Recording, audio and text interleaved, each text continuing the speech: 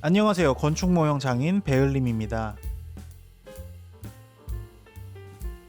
건물의 앞뒤를 이어주는 부재를 보라고 했는데 그 보 중에서도 가장 큰 보인 대들보를 만듭니다. 한문으로는 대량이라고 하고요. 기다란 수평 부재인 뜬장혀를 이 대량에서 빠져나온 보 머리 부분에 결구시켜줍니다. 저는 우리 전통 건축의 가장 큰 특징을 필요미라고 보는데요. 기능적으로 꼭 필요한 요소만 넣으면서도 시각적으로도 부족함 없는 간결한 디자인. 이걸 필요미라고 합니다. 이 대량도 상부의 큰 하중을 받아내기 위한 기능, 그 기능상의 필요에 의해서 두꺼워졌겠지만 너무 과하지도 부족하지도 않은 육중한 안정감을 통해서 시각적 조화로움까지 연출하고 있는데 이런 게 바로 필요미의 진수가 아닐까 생각합니다. 이 대량 위로 화반동자주를 올려줍니다. 이렇게 화반동자주가 대량의 한가운데 올라가다 보니 대량이 두껍지 않으면 무게를 받아줄 수가 없겠죠. 공포와 공포를 이어주는 포인방, 여기에 첨차를 결구시켜줍니다. 이 부재들은 방금 조립한 화반동자주 위로 쌓이는데 포인방 없이 첨차와 첨차끼리만으로도 결구되는 부재가 있습니다. 조립한 포인방은 건물의 외벽 쪽 대량 위에 올려주고 첨차로만 이루어진 부재는 건물의 중앙 쪽 대량 위에 올려줍니다. 수평 부재인 뜬장혀와 속꼬리 모양으로 생긴 우미량을 결구시켜줍니다.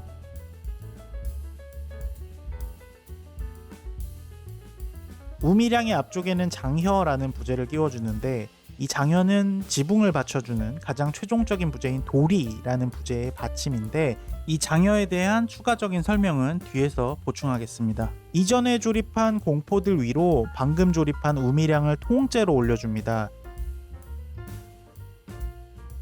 반대편도 동일하게 조립합니다.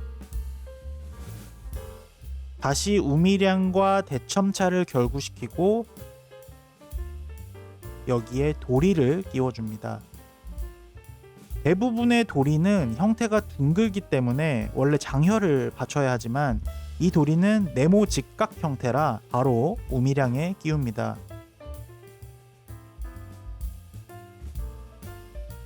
아까 조립한 우미량 위에 또 우미량이 결구되면서 연속적인 리듬감을 보여줍니다.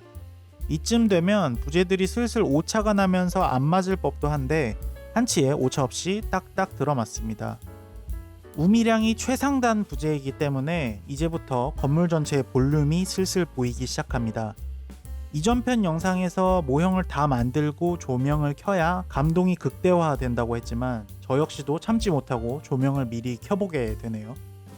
정말 영롱합니다. LED 색상이 살짝 노란색이 있는 웜 화이트 계열인데 이 웜 화이트 색의 빛이 빨간색 바닥판에 반사되면서 강렬하고 황홀한 색채가 건물 외벽을 따라 은은하게 타고 오르는데 이 영롱함을 영상으로만 전하기에는 아쉬움이 있습니다.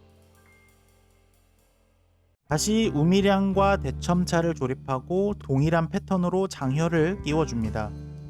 총 3가지 유형의 우미량이 사용되었습니다. 모두 유사한 형태로 반복되는 듯 하나 각 우미량마다 머리 부분의 장식, 곡선의 형태 등이 모두 달라서 지루한 반복이 아닌 다채롭고 조화로운 리듬감이 보여집니다. 여기까지 조립한 부재들을 한번 정리해 보겠습니다. 형주상부로 장혀, 우미량, 뜬장혀, 다시 그 위로 도리, 우미량, 대첨차, 대량 위로 화반동자주, 포인방, 첨차를 쌓고 그 위로 장혀, 우미량, 대첨차가 조립되었습니다. 아까 아래쪽에 대량, 즉 대들보를 조립했는데 이제 가장 상부에 보인 종량을 조립할 겁니다. 이 종량도 뜬장혀에 결구시켜줍니다. 가장 위쪽에 위치하는 마지막 보임으로 대량에 비하면 종량이 확연하게 짧아진 모습이죠. 이건 초방이라는 부재인데 도리 아래에 위치하면서 도리를 잡아주는 부재입니다. 여기에 장혀를 연결시켜줍니다. 종량에 방금 조립한 초방과 장혀를 올려줍니다. 종량 위로 화반 동자주를 올려줍니다. 수덕사 대웅전의 종량 공포는 총 3단이므로 수량 관점으로 본다면 이 화반 동자주는 가장 아래의 하대공으로 부를 수 있습니다. 하대공이 있으면 중대공도 있겠죠. 수덕사 대웅전의 중대공은 두 가지 형태인데, 우선 이렇게 W 모양으로 생긴 중대공 두 개는 첨차와 결구시켜서 건물 외벽 쪽에 종량에 올려줍니다.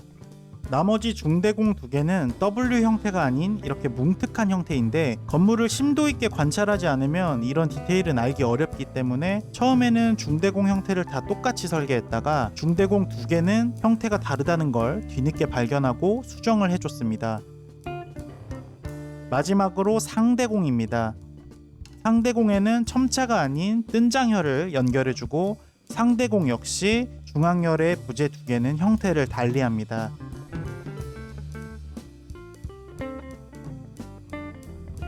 이렇게 하대공, 중대공, 상대공과 첨차, 뜬장여 조립이 완료되었습니다. 시읒자 모양으로 생긴 소슬대공입니다. 여기에 도리를 받쳐줄 장혈을 끼워줍니다. 전통 건축 부재의 명칭에 대해서도 할 말이 참 많은데, 같은 부재임에도 부르는 명칭이 다른 경우가 허다합니다. 이 소슬대공의 경우는 솥을 또는 소슬 모두 혼용 중인 상황이라 우선 저는 솥을대공이라고 표현합니다만, 어차피 외국인 형들 듣기에는 똑같이 소슬일 거라 큰 의미는 없어 보이네요. 아까 조립한 양쪽의 초방 위로 소슬대공을 세워줍니다. 여기까지 조립하면 모든 공포부재의 조립은 완료되었습니다. 이제 본격적으로 도리를 조립합니다. 도리는 그 위치에 따라 이름이 다 다른데요. 우선 평주 위에 올라가는 이 도리는 주심도리입니다. 바깥으로 튀어나갔다고 해서 붙여진 이름인 출목도리를 올려주는데, 큰 규모의 건축물은 지붕이 워낙 거대하다 보니까 처마가 건물 밖으로 과하게 튀어나가기 때문에 안쪽에서 도리 한 개를 밖으로 내서 처마를 받쳐줘야 하는데, 이게 바로 출목도리의 역할입니다. 이제 고주 위에 중도리를 올려줍니다. 가운데 있어서 중도리입니다. 아까 조립했던 네모 직각 형태의 도리는 위치상으로 보면 중도리보다 아래에 있으므로 하중도리가 됩니다. 도리를 이렇게 위치로 이름 짓기도 하지만 도리의 형태에 따른 이름 구분도 가능합니다. 이 하중도리처럼 네모 직각 형태는 납도리, 둥근 원통형의 도리는 굴도리라고 하죠. 굴도리는 원형이기 때문에 굴러 떨어지지 않게 받침목이 필요한데, 이게 바로 아까 조립했던 장여의 기능이 되겠습니다. 중도리 위로 상중도리, 그리고 최종적으로 종도리를 올려주면 지붕을 받치기 위한 모든 하부의 구조체 조립이 완료됩니다.